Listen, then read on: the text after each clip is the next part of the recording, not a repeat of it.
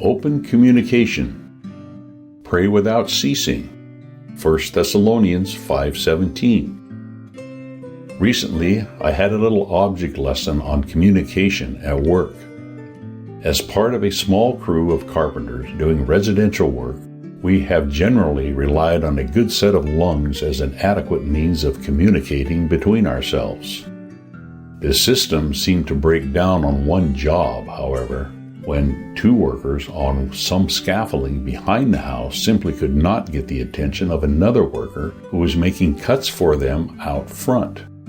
One day, one of the workers brought a baby monitor from home, soon to be replaced by walkie-talkies, to try to establish better communication, and the problem was solved. Communication was no longer hindered, and we could relay requests and responses freely. In Paul's first epistle to the Thessalonians, we find today's focus verse, a brief, well-known instruction regarding communication with God. Was Paul's intent that Christians remain on their knees before the Lord around the clock? Of course not.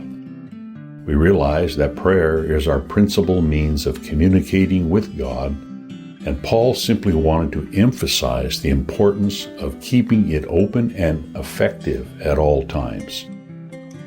Different circumstances in our lives can at times hinder our normal way of communicating with God. Our prayers might be limited by busyness, physical tiredness, simply dealing with the cares of life, or numerous other day-to-day issues.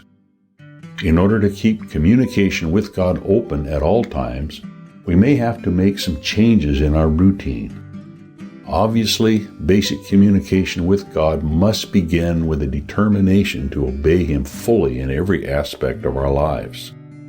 We must do everything in our power to have a conscience void of offense before God and man. See Acts 24:16.